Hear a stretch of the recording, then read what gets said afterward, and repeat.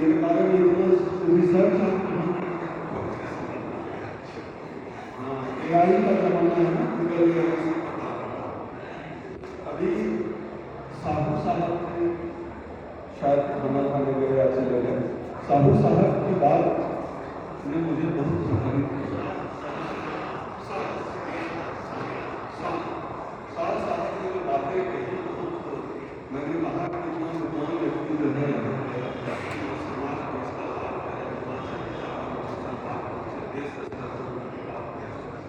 और उन्होंने एक बात कही उद्बोधन में कहा कि बताइए डॉक्टर तो अभी प्रशांत साहब ने बता छब्बीस FIR आज हम अपने शहर में नहीं जाते, मतलब देश को ही जगह करेंगे और मिलता तो है ही, इनाम तो मिलता ही, लेकिन इसका सिर्फ नकारात्मक पहलू नहीं है, बल्कि एक सकारात्मक पहलू यह है कि आपको समाज लौटा कर देता है और समाज आपको इतना लौटा कर देता है कि आप उसको समेट नहीं पाते। मैं पूरे गर्व के साथ कहता हूँ कि मैं इस समाज की लड़ाई कर रहा हूँ, समाज में खूब प्यार देता है, मैं समाज मेरे लिए कहा करता है जैसे मैं समाज के लड़ और हमको तो कोई काम भी नहीं करते, लेकिन समाज सब कुछ कर रहा है, समाज सब कुछ कर रहा है। ये लड़ाई समाज की लड़ाई है, समाज लड़ रहा है।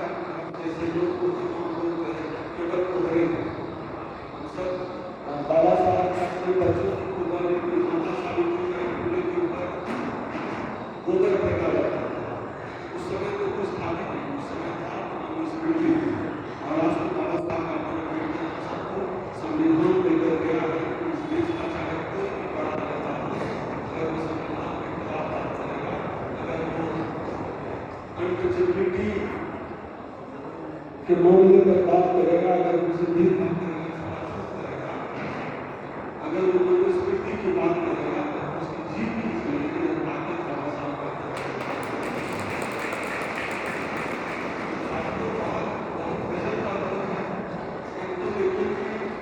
आपके मन में आ रहा है एक लड़का है, आ रहा है बाबा अपने को करता है, क्या मैंने उसका नाम क्या तो उस लड़के को बाबा करता है और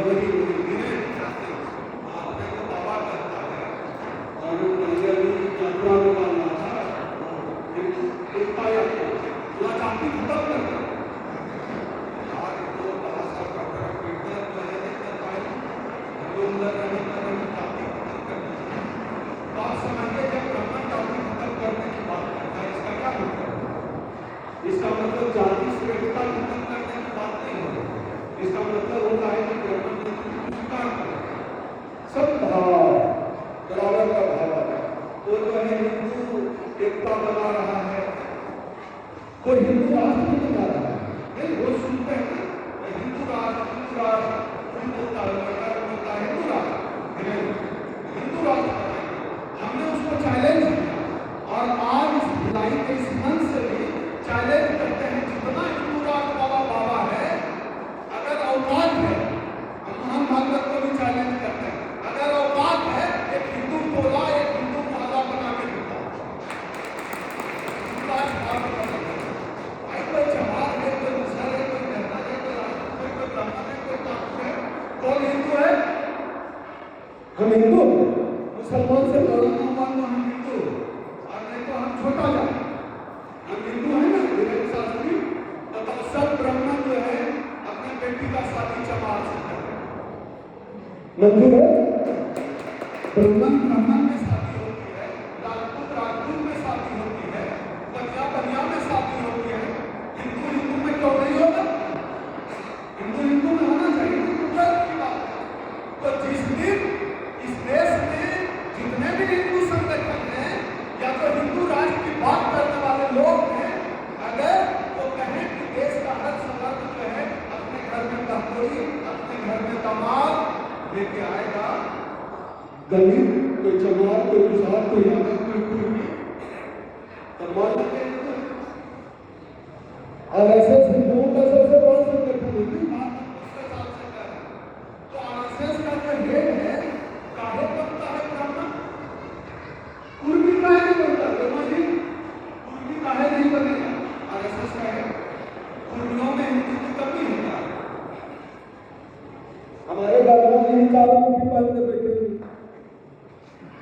हिंदुओं की कमी है क्या? तो कुर्मी क्यों नहीं बनेगा आरएसएस का हेड? चमार क्यों नहीं बनेगा? आदिवासी क्यों नहीं बनेगा? जाटव क्यों नहीं बनेगा? कोई महिला क्यों नहीं बनेगी आरएसएस की हेड? तो आरएसएस का हेड बनेगा ब्राह्मण। ब्राह्मणों में भी देखिए बड़ा दिलचस्प है, ब्राह्मणों में भी सब ब्राह्मण नहीं बन सकता, चित्पावन ब्राह्मण ही बनेगा। आरएसएस का हेड हमारे यहाँ बहुत वैरायटी का ब्राह्मण है। हम तो ब्राह्मण ब्राह्मणों के विशेषज्ञ माने जाते हैं। हमारे यहाँ होता है कंटहा ब्राह्मण, और इसी तरह से ब्राह्मणों की कई प्रजातियां हैं, लेकिन एक प्रजाति है जो सर्वश्रेष्ठ है, रज्जु भैया को छोड़कर चित्पावन ब्राह्मण हेड वही बनेगा आरएसएस का।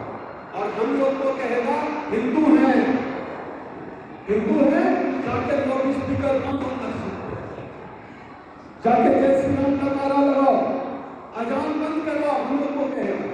हम लोग को निष्काम दुबे नेता है, क्या कहते हैं हिंदू हेडवेस का, हम लोग को कहेगा कि तुम लोग लाउड स्पीकर बंद हो और जो रामनवमी होता है उसको रेखा बांधो और जय श्री राम का नारा लगाओ मोटरसाइकिल में बैठे। हम लोग के घर का बच्चा जाए, उसका बच्चा इस्लाम दुबे का बच्चा क्या करता है पता है? LLM का डिग्री लिया है, ग्रेजुएट की डिग्री लिया है, शिवराज सिंह चौहान का पड़ोसी है, उसका तो बेटा विदेश में डिग्री लिया। अमित शाह का बेटा बीसीसीआई का चेयरमैन, राजनाथ सिंह का बेटा सत्ताएं, गिरिराज सिंह का बेटी दबाव विदेश में, निष्काम दुबे का बाल बच्चा विदेश में, सरकार अनुराग ठाकुर का बाल बच्चा विदेश में, सब विदेश में पढ़ाएगा वो अपने बच्चा को। और हम लोग को कहेगा कि हिंदू राष्ट्र बनाना है, हिंदू खतरे में है, हिंदू बचाओ। हम लोग हिंदू बचाएंगे, ऐसे लोग किसी का हम लोग का काम है हिंदू बचाना, उन लोग का काम अपना परिवार बचाना। इस खेल को समझिए, इस खेल को समझना होगा। मेरी बात ही यहीं से इसलिए शुरू की कि आपका मन करता और हिंदू राष्ट्र बनाएगा, इसलिए मैंने किसी से बात सुनी। एक अंधा बाबा है, आंख से कम दिमाग से ज्यादा अंधा है, बुढ़ा हो गया है, नाम उसका भी तो बता दीजिए। बाबा रामदेव, वो तो अपने समाज का, अपने खेत का खाना पैदल नहीं जाता, अपना होता है। हाँ, राम भद्राचार्य दिमाग से ज्यादा अंधा है, आंख से कम अंधा है। कहता है कि देश तब रहे, देश मनुस्मृति से चले, संविधान से ऊपर है मनुस्मृति, और डॉक्टर अम्बेडकर को स्वीकार नहीं करता। समझिए क्या चल रहा है। और हमारे लोग खुश हो रहे हैं सुन के, हमारे लोगों को भी नहीं पता, हमारे लोगों से मतलब है इसलिए तो किसी समाज के लोग बाबा मांग रहे हैं, उसको जाके जो है उसका एक पे बाबा का तो वीडियो बना रहा है, बैठ होके बैठ होके, और हमारे समाज का लोग तो ब्राह्मण पिता है, बाबा का बैठ होके के ब्राह्मण पिता है, तो बुनियाद पिएगा। हम लोग के जात समाज का आदमी पी रहा है बाबा का पैर, और वो जो अकल का अंधारे करता है। मनुस्मृति देश का संविधान, इस देश के संविधान के खिलाफ जो कोई बोलेगा, इस देश में मनुस्मृति को आराम के संविधान से ऊपर बात करेगा, इस देश का SC/ST समाज जीत पकड़ के खींचेगा। हम जीत पकड़ के खींचने का काम करेंगे, ये अभियान से हम चाहे नहीं करते। इस देश का संविधान सबसे ऊपर है। तुमको नफरत है, क्यों नफरत है? क्योंकि संविधान एक दलित ने लिखा। तुमको नफरत है संविधान से, क्यों नफरत है? क्योंकि धारा अनुच्छेद 340 से ओबीसी को आरक्षण दिया गया। बहुत दिक्कत है ओबीसी से, ओबीसी से बहुत दिक्कत है। कहाँ दिक्कत है समझिए।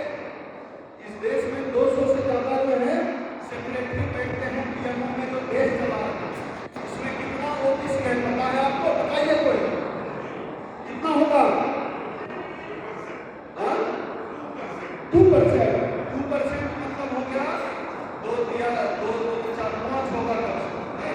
आप लोग को पता है कितना ओबीसी है पीएमओ में, जो पूरा देश चला रहा है?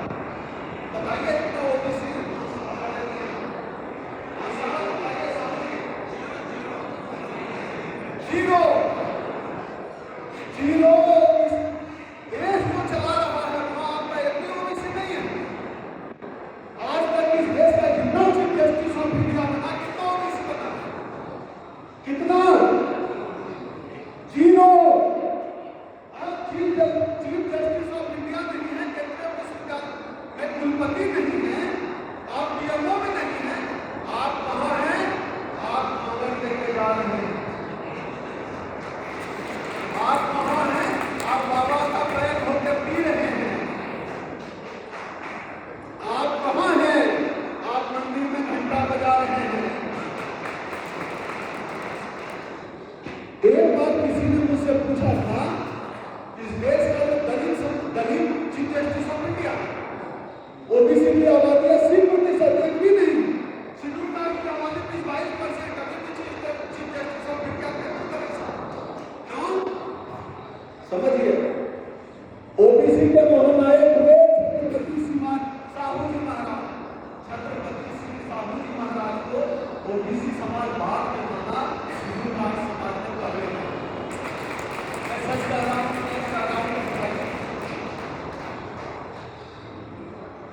आप जो देख रहे माता सावित्रीबाई फुले, ज्योतिबा फुले, आज भी ओबीसी समाज के बड़े हिस्से को लगता है कि शेड्यूल कास्ट में दलित माली जाति के थे। ओबीसी जाति के सावित्रीबाई फुले और ज्योतिबा फुले को पहले माना शेड्यूल कास्ट में, ओबीसी आज भी नहीं मानता। मैं जिसके घर में रहता हूँ किसी की जाति है, उनको पता ही नहीं है कौन है ज्योतिबा फुले सावित्रीबाई। समझिए दिक्कत कहाँ है, और ये दिक्कत झेल रहे हमारे, इनको बहुत दिक्कत है। शेड्यूल कास्ट को समझा दीजिएगा, ओबीसी समाज को समझाना बड़ा मुश्किल है। सबसे शेड्यूल कास्ट की हकदारी नहीं होगा कि आप लोगों को पता है कि नहीं? लड़ने वाले कौन है? संवैधानिक अधिकारों पर बात करते हैं। इस देश में जब मंडल कमीशन की लड़ाई चल रही और मंडल कमीशन के पक्ष में लड़ रहा था शेड्यूल कास्ट और उसके खिलाफ ओबीसी, जो कि उस मंडल कमीशन का लाभार्थी होता है, जिसके लिए मंडल कमीशन। अभी हमारे प्रदेश अध्यक्ष बोल रहे थे ओबीसी महासभा क्या यह बात है? ओबीसी अपने ही अधिकार के खिलाफ लड़ रहा था। तो आपको अब एक समाज है, यादव समाज, उसको समझा दिया जाता है कृष्ण तुम्हारे ग्रहण थे, अब बोल पा रहा है कृष्ण तुम्हारे पक्ष में। भाई ललन सिंह यादव को मानो ना, अपना पुरखा आदरणीय लालू प्रसाद यादव को मानो ना। बिहार में लालू जी को लेकर, आदरणीय लालू जी को लेकर, या तो देश का जो सवर्ण मीडिया है, इस देश का जो ब्राह्मण मीडिया है, इस मीडिया ने जाने इतनी अभद्र टिप्पणियां की लोगों, हमारे ही लोग लालू जी को कहते हैं चारा चोर। अगर लालू आपको चारा चोर लगते हैं तो कहीं जाइए। अगर आप ओबीसी हैं, शेड्यूल कास्ट हैं, शेड्यूल ट्राइब हैं और लालू जी आपको चारा चोर लगते हैं तो चुल्लू घर पानी लीजिए, जाकर डूब मरिए। आप इसी लायक हैं कि आप वाइस चांसलर नहीं बन सके, आप इसी लायक हैं कि आप चीफ जस्टिस ऑफ इंडिया नहीं बन सके। आप रिजेक्ट करते हैं अगर लालू जी आपको चोर। मीडिया का परसेप्शन समझिए, ये जो देश का मीडिया है, जो 8 बजे हम लोग इतना बड़ा खोल के टीवी देखते हैं, कोई दलित का मुद्दा हो, आदिवासी का मुद्दा हो, आर्थिक मुद्दा हो, सामाजिक मुद्दा हो, राजनीतिक मुद्दा हो, धर्मा सर्वा ब्रह्मण सब ब्राह्मण महासभा लगा के बैठा हुआ है। आप नहीं है वहां ना, आपका एंकर भी ब्राह्मण, कांग्रेस का प्रवक्ता ब्राह्मण, बीजेपी का प्रवक्ता ब्राह्मण, जो डाटा एनालिसिस करने वाला बैठा हुआ है वो ब्राह्मण, राजनीतिक विश्लेषक ब्राह्मण, सब 8-10 ब्राह्मण मिलकर टीवी छेका हुआ है और वो जो है ब्राह्मण महासभा टीवी डिबेट के नाम पर चल रहा है। उसका नाम हमने रखा है ब्राह्मण महासभा, जो शाम को 8 बजे से 11 बजे रात तक चलता है और हमारे लोग इतना बड़ा खोल के देख रहे हैं और वहां से परसेप्शन तय होता है, आपके दिमाग को बदल दिया जाता है। इस खेल को समझिए और तमाम अब तो बहुत कम लोग अखबार पढ़ते हैं या टीवी और अखबार आपको बीमार करता है। हम मानसिक रूप से बीमार हो जाएंगे अगर टीवी और अखबार। टीवी में अगर कह दे, अभी कह दे कि 2 बजा है या 2:30 बजा है, आप समझिए गलत पढ़ाई करना होगा। जो बोले उसका उल्टा समझिए। ये स्थिति है, भारतीय मीडिया की ये स्थिति है। लेकिन मैं मीडिया की चर्चा नहीं करूंगा, मैं चर्चा करूंगा मंडल कमीशन के तमाम सिफारिशों को लागू करने की। वो क्यों नहीं लागू कर रहे मंडल कमीशन की तमाम सिफारिशों? मुझे तो लगता है ओबीसी समाज के अधिकांश लोगों तक हमारे प्रदेश अध्यक्ष ओबीसी महासभा के साहू जी पहुंचाने नहीं पाए होंगे। मंडल कमीशन क्या है? मंडल मंडल कमीशन ओबीसी समाज के लिए बना, उसका 2% मुश्किल से सिफारिश लागू हुआ और मंडल कमीशन की सिफारिश लागू करने के लिए सबसे अधिक जो SC/ST के जो संगठन है वो आगे काम कर रहे हैं। पिछले 20 साल से मैं 2 दशक से सक्रिय सामाजिक जीवन में संगठन बनाकर रहे और हम हर कार्यक्रम में बात करते हैं कि मंडल कमीशन की सिफारिशों को लागू जाति जनगणना कराओ। और देखिए इस देश में जब जनगणना होती है ताकि कहते हैं बैंक लेता है, आपके घर में रखा हुआ साइकिल भी लेता है, लेकिन ओबीसी को गिनने में दिक्कत है। क्यों गिनने में दिक्कत हो ओबीसी समझते हैं? इसलिए दिक्कत है कि अगर ओबीसी जाति जनगणना हो गई तो पता चल जाएगा कि ओबीसी जिसको जज करना था उसकी थाली का खाना कौन खा गया। अगर जाति जनगणना हो गई तब आप समझ जाएंगे कि आपके शरीर पे जो कोट पहनना था वो कब नहीं आया, कौन आपके शरीर का कपड़ा पहुंचा। अगर जाति जनगणना हो गई तब आप जान जाएंगे कि आपके जात का केंद्रीय विश्वविद्यालय का वाइस चांसलर क्यों नहीं बनता। ये सवाल आप पूछने लगेंगे, आप सवाल पूछने लगेंगे इस देश में ब्राह्मणों की आबादी 3% है, 100% जज कैसे बना। ये सवाल आप पूछने लगेंगे जब जाति जनगणना हो जाएगी। इसके लिए तो जाति जनगणना से डर, हम डर समझते हैं इनका, हम इनका डर दूर करेंगे। सामाजिक आंदोलन के दबाव में इन्होंने जाति जनगणना की घोषणा की और अभी जैसा कि साहू जी कह रहे थे कि दबाव बनाए रखना पड़ेगा, जाति जनगणना के मुद्दे को नहीं छोड़ना है, दबाव बनाए रखना पड़ेगा। दूसरा, आज की तारीख का जो सबसे बड़ा मुद्दा है अगर इस देश में आप लोकतंत्र पसंद है, अगर आप संविधान पसंद है, आप कैसे चीजों को तय करते हैं? वोट से तय करते हैं, वोट देते हैं। क्या इस सदन में जितने लोग बैठे हुए हैं उन सबको यकीन है कि आप जिसको वोट दे रहे हैं उसी को ज्यादा हाथ बढ़ा सकते हैं? यकीन है? आपने जिसको वोट दिया उसी को वोट मिला, आपको विश्वास है? आज इससे अधिक शर्मनाक बात क्या हो सकती है कि आप वोट दे रहे हैं और आपको पता भी नहीं है कि आपने किसको वोट दिया। और जब हम कहते हैं कि ईवीएम को टेम्पर किया जा सकता है, किया जा सकता है, नहीं किया जा सकता। अच्छा, अभी कुछ समय पहले जो है चांद पे रोवर भेजा था इसरो ने, रोवर खराब हो गया। इसरो के वैज्ञानिकों ने प्रेस कॉन्फ्रेंस करके कहा था, मैंने ऑफिशियल कहा, प्रेस कॉन्फ्रेंस करके कहा था कि हम उसको रिपेयर कर रहे हैं। अच्छा, लाखों किलोमीटर दूर रोवर खराब हुआ है, यहाँ से रिपेयर कर रहे हैं और ईवीएम बगल में रखा हुआ है, नहीं हो सकता। मतलब हम लोगों को ये लोग गधा समझता है। बात समझ रहे हैं? हम लोगों को क्या समझता है? अब आप गधा है या घोड़ा है, यह तब साबित होगा जब ईवीएम के खिलाफ आप मुकम्मल लड़ाई लड़ेंगे।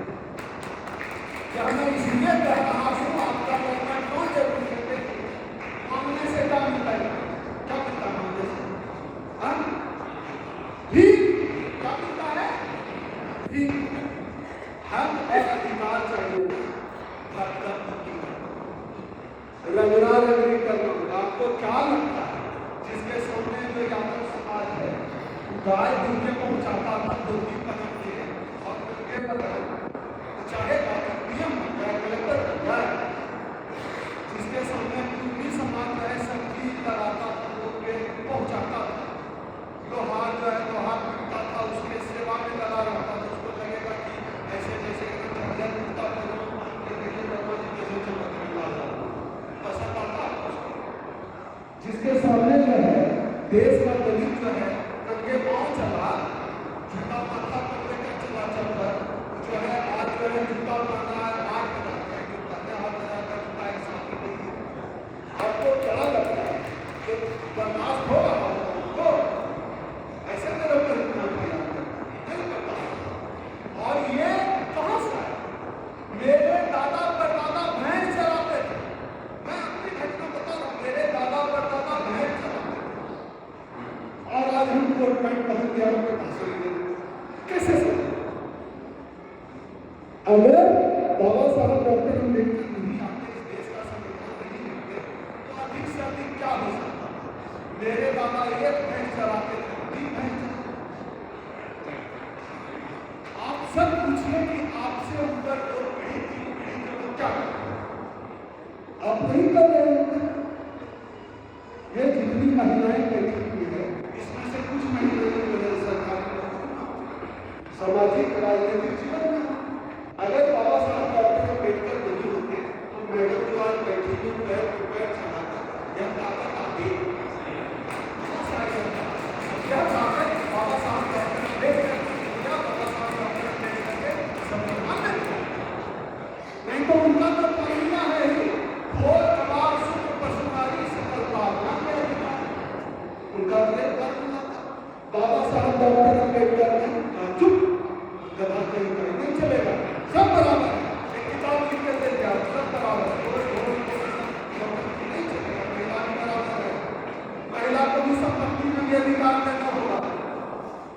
बाबा साहब ने क्रांति कर दी कि दुनिया बदल गई। तो यह कहा जाता है बाबा साहब दलितों के नेता, दलितों में महिलाओं के नहीं, हिंदू कोई भी पर तो बाबा साहब ने सिखा दिया। बाबा साहब हर भारतीय के नेता, इस बात को आपको समझना पड़ेगा। और मैं सवर्ण समाज से भी करता हूँ, मैं सवर्ण समाज से भी करता हूँ। बाबा साहब तुम्हारे नेता बताइए, आपके घर में आपका 4 बेटा है, 4 बेटा में 2 बेटा बीमार हो, 2 बेटा स्वस्थ हो, आपका मन लगेगा, आपका घर खुशहाल है। चारों जब तक स्वस्थ नहीं होंगे तब तक खुशहाली नहीं आ सकती। इस देश का ऐसी ओबीसी समाज का आपने हर अधिकार मार के उसको बीमार कर दिया, कमजोर कर दिया।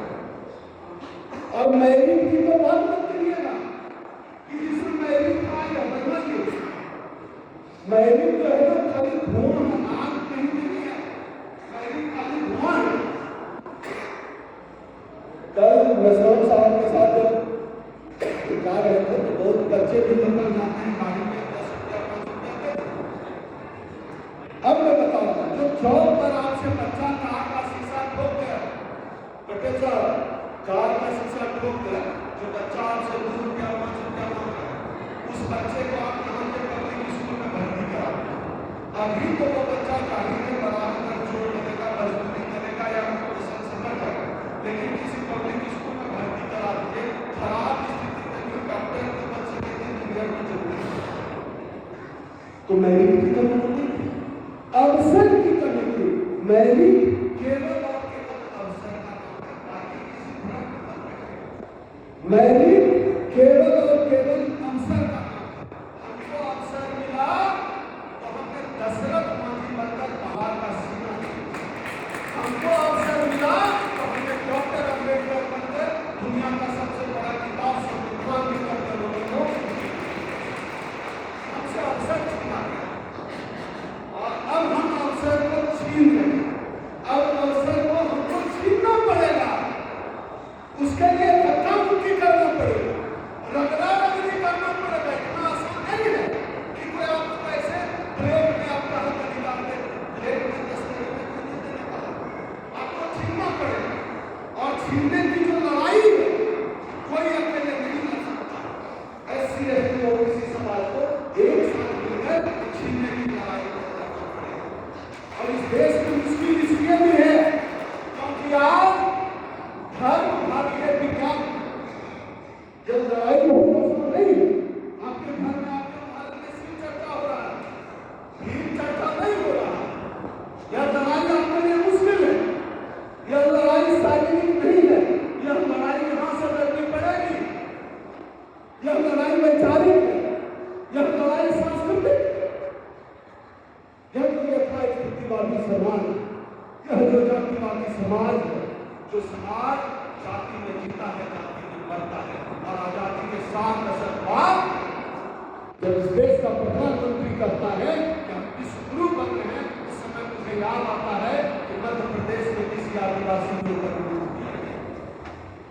उस समय मुझे याद आता है कि आज भी राजस्थान की राजधानी जयपुर में एक DSP को हेलमेट पहनकर बारात लेकर जाना पड़ा, क्योंकि गली दूल्हे पर गली दूल्हा दूल्हे पर नहीं चल सकता।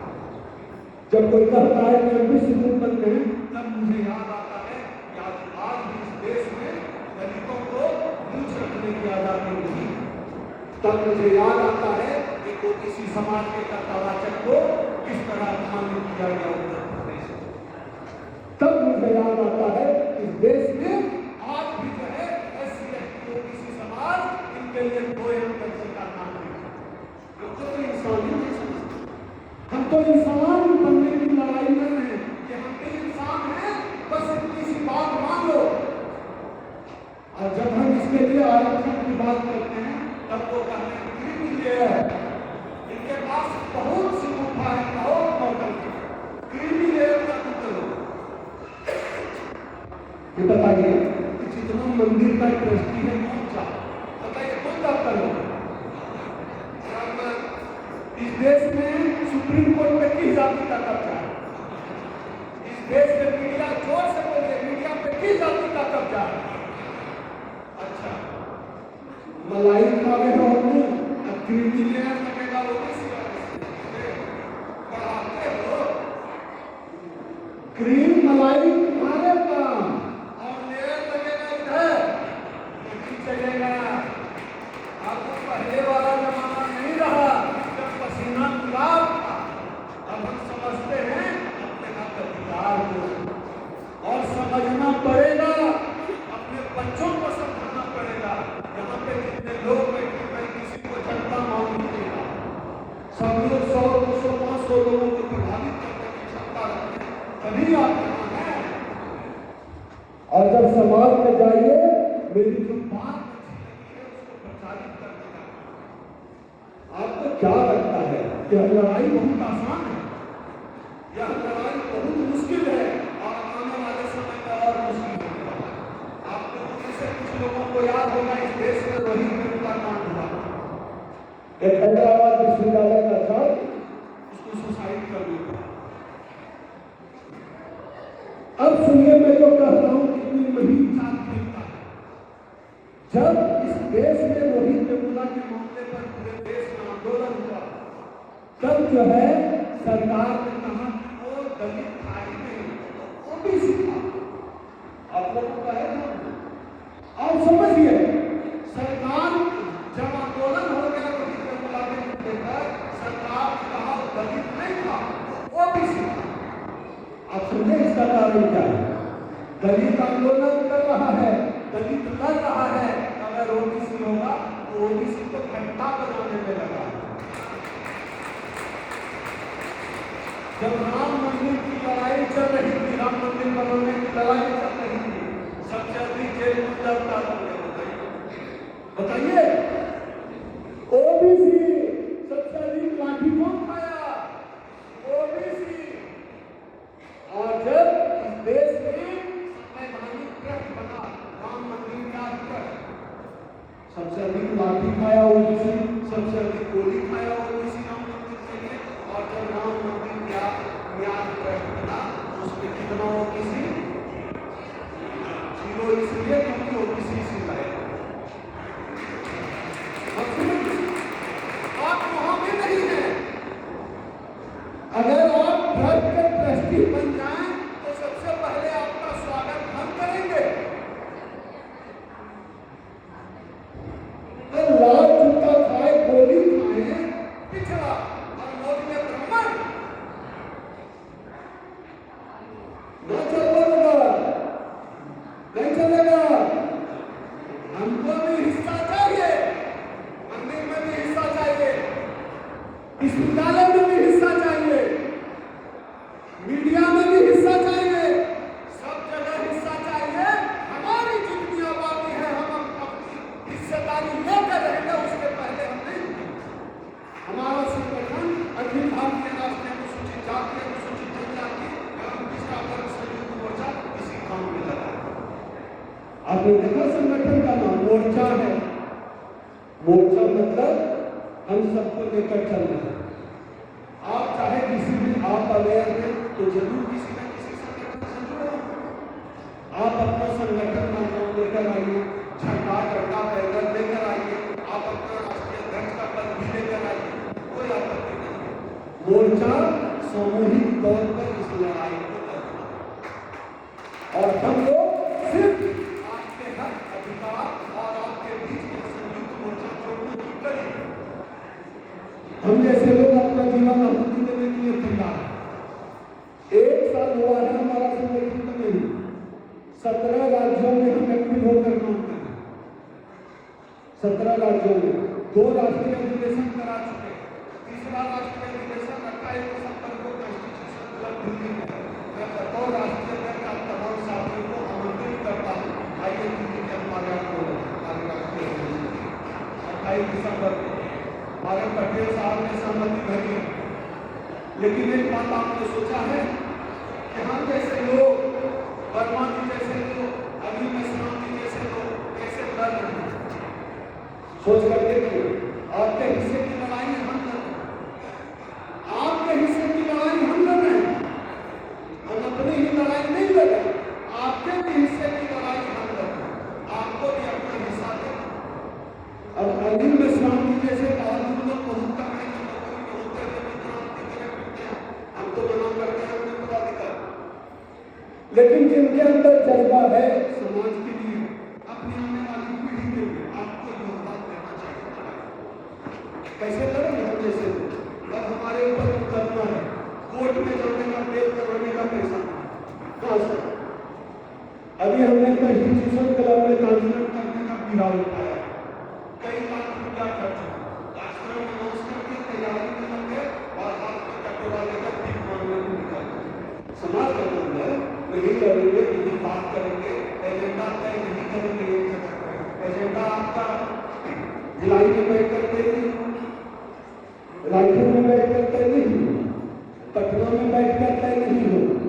एजेंडा तय करना होगा दिल्ली में बैठ कर और एजेंडा तय करने के लिए आने वाले समय में किसी समाज का जो मुद्दा है, किस एजेंडे पर लड़ेंगे। आज की तारीख में आपको कितने लोग हैं जो लड़ रहे हैं स्वार्थ, जो 1 दशक पहले तक जो इस देश में जिसको बहुजन मूवमेंट करते हैं, जिसका किसी समाज का मूवमेंट करते हैं, आपको कितना एजेंडे हैं, किस मुद्दे पर कोई मुद्दा है, कोई एजेंडा, सब अपना अपना अपना। बाबा साहब अम्बेडकर ने कहा संगठित हो, हमारे लोग को सुनने में गलती हो। बाबा साहब डॉक्टर अम्बेडकर ने कहा संगठित हो, हमारे लोगों ने सुन लिया संगठन बनाओ। हर दूसरे गली में एक राष्ट्रीय संगठन है और हर तीसरा राष्ट्रीय अध्यक्ष बनाओ। बात सही ना हो तो बताइए। गली के 4 लोग भी आपको नेता नहीं मान रहे, राष्ट्रीय अध्यक्ष का लेकर के काम में दबा के घूम रहे हैं। आप बनाइए अपना संगठन, कोई मान नहीं, गलत भी नहीं मानते हैं तो क्या समाज का ही करना है। लेकिन जो कॉमन इश्यूज हैं, जैसे आरक्षण का मुद्दा है, निजी क्षेत्र में आरक्षण का मुद्दा है, तो इस देश को जिन लोगों ने बनाया नहीं, जिन लोगों ने नाखून भी नहीं कटाया इस देश के लिए, वो लोग आज सूर भी बने हुए हैं। वो देश को दूसरों में बेच रहे, निजीकरण करके। निजीकरण का मुद्दा है। इन तमाम मुद्दों पर आपको लड़ना पड़ेगा। एक जगह बात करनी पड़ेगी, इसलिए हम 28 दिसंबर को राष्ट्रीय अधिवेशन करेंगे। एक और बात, हमने तो कहा कि हाथ में कटोरा लेकर निकले, यहाँ इतने लोग हैं, अभी हम सब लोगों से, हमारे राष्ट्रीय सचिव और प्रदेश अध्यक्ष भी मौजूद हैं छत्तीसगढ़, सब लोगों से अपील करते हैं, जितने लोग आए हैं अपने पॉकेट में जाने से पहले हाथ दीजिएगा और दिल्ली का आंदोलन के लिए आर्थिक सहयोग देगा। ये लड़ाई लड़ाई नहीं है, अनिल मेश्राम की लड़ाई नहीं है, भोज सुधा की लड़ाई नहीं है। यह लड़ाई आने वाली पीढ़ी के लिए है। और जब आने वाली पीढ़ी पूछेगी ना ये सब कुछ हो रहा था, तब आप चुप क्योंकि आप जवाब नहीं दे पाएंगे। एक छोटी सी कहानी में जो हजारों बार कर चुका हूं, आपको भी सुनाता हूं। जंगल में लगी आग, सब जानवर भागने लगे, छोटी सी चिड़िया चोंच में पानी लाती और जंगल की आग में डाल देती। दूसरे जानवर ने पूछा चोंच भर पानी से क्या होगा, जंगल में आग बुझने वाला है। उस चिड़िया का जवाब आपको लाजवाब कर देगा। चिड़िया ने कहा जब इस जंगल में आग का इतिहास लिखा जाएगा तो मेरा नाम आग बुझाने वाला है।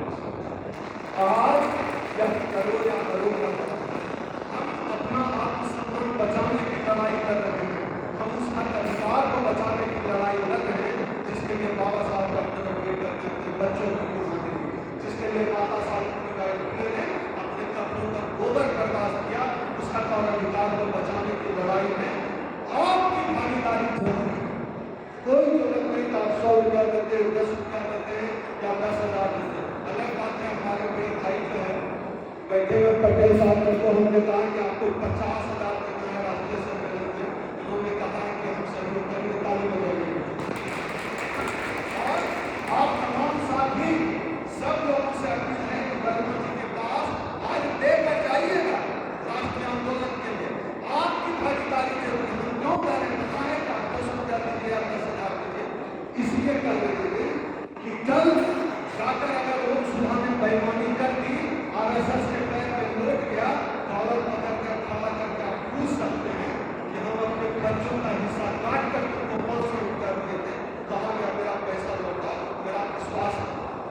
इसलिए आपका सहयोग और समर्पण जरूरी है। समाज की लड़ाई समाज के संसाधन से लड़ी जानी चाहिए। कभी वह लड़ाई ईमानदार होगी, तभी आप अपने नेता से सवाल पूछ पाएंगे।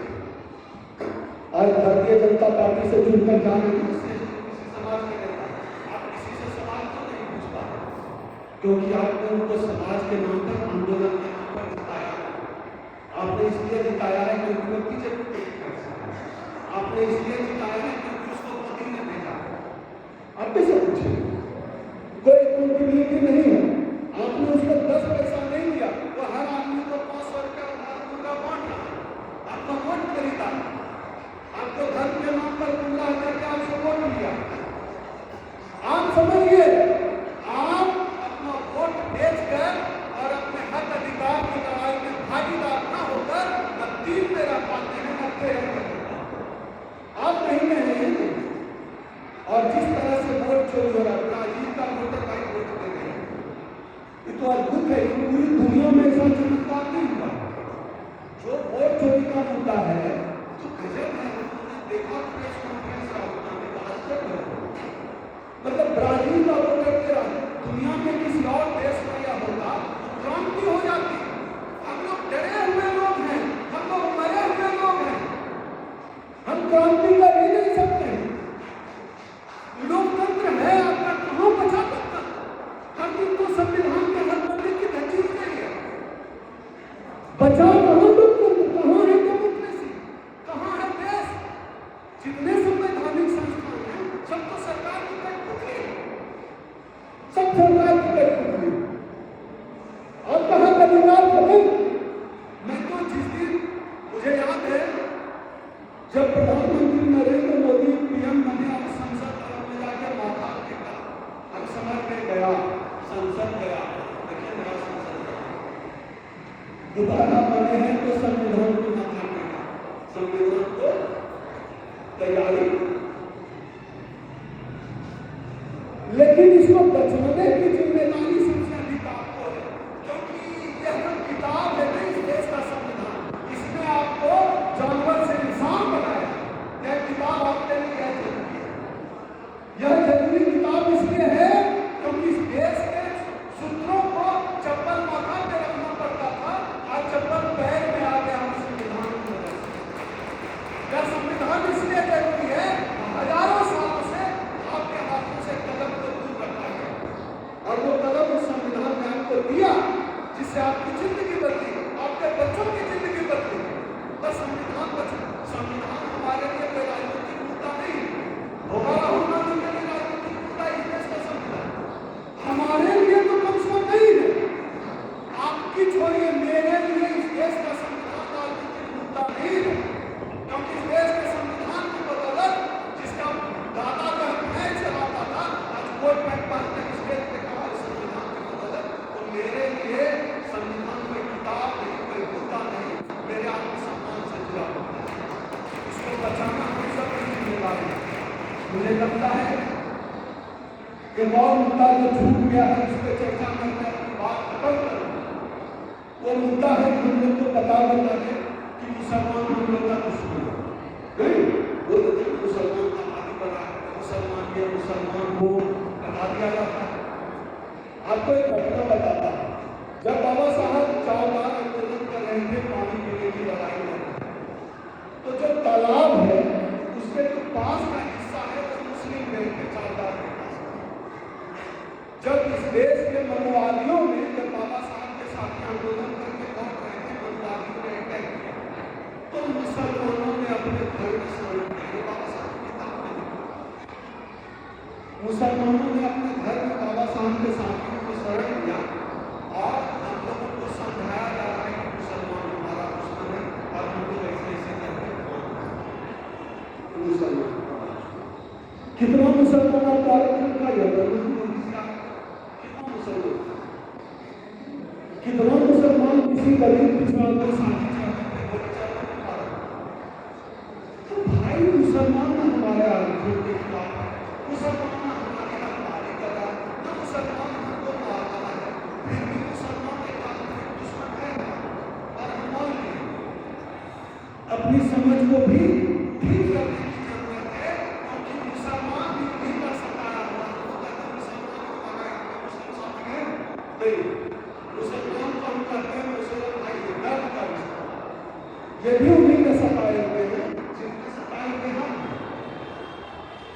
बात समझ रहे हैं? इसलिए इस देश में जो सत्तामूलक राष्ट्र की कल्पना जो बाबा साहब डॉक्टर अम्बेडकर की थी, वो थोड़ा ही असर और सब अभी चले गए साथ सब अभी जो है हिंदू राष्ट्र बन रहा है। आपको महिलाओं को सचेत रहना होगा। पहली बेटी है जो शिव चर्चा है, भला ये शिव चर्चा कुछ चर्चा नहीं होगा, भीड़ चर्चा होगा, गुरु घसीराम की चर्चा होगी, कोई शिव चर्चा यही नहीं हमारा धर्म। आप ये बताइए, भगवान तो हजारों साल से है, कोई एक भगवान किसी एक को चपरासी भी बना दिया हो, जाके मंदिर में से उनकी पटक दी, ये भगवान हमको चपरासी, एक चपरासी बनाने की औकात नहीं है, तो आपके बेटा का नौकरी कहां से लगाएगा? वो तो पूरे मंदिर में ताला लगा हुआ है, भगवान को ताला लगा कर सेव करेगा। जो एक चपरासी एससी को नहीं बना सका, वहां हम लगाए बैठे। और जिस संविधान ने आपको इंसान बनाया, जिस संविधान के बदौलत आप डॉक्टर प्रोफेसर इंजीनियर बने, उस संविधान की समाज को चिंता नहीं है कि हम सबके लिए चिंता का विषय है, चिंता का विषय है। अपने चिंता का विषय बदल लीजिए, समझ लीजिए। अगर संविधान नहीं रहा तो यादव समाज गाय पीने के लिए तैयार है। अगर संविधान नहीं रहा तो कोई भी समाज सब्जी मानने के लिए तैयार है, जमात है, चमड़ा छीनने की तैयारी कर लीजिए। मनुस्मृति का मतलब ये नहीं, हिंदू राष्ट्र का मतलब ये नहीं। ऐसे ही बाबा साहब डॉक्टर अम्बेडकर हिंदू राष्ट्र के खिलाफ नहीं थे। हिंदू राष्ट्र से होकर के सभी को ध्यान रखने वाला है। आप समझिए, इस चेतावनी के साथ और एक बार फिर इस आग्रह के साथ कि हम 28 दिसंबर को जो आंदोलन करने जा रहे हैं, आप भी उसमें अपनी आहुति देंगे। परमानेंट बैठे में हम छत्तीसगढ़ से सहयोग लेकर जाना चाहते हैं इस आंदोलन में। सब लोगों की जिम्मेदारी, चाहे आप कितना सहयोग, और आप अपनी आने वाली पीढ़ी को भी बता सकते हैं, जब इसके लिए राष्ट्रीय स्तर पर आंदोलन चल रहा था, हमने सहयोग भी दिया। इस आशा और विश्वास के साथ मिलकर लड़ेंगे, तभी जीतेंगे। जय सतनाम, जय भीम। अपनी बात यहीं पे समाप्त करता हूँ। क्रांतिकारी जय।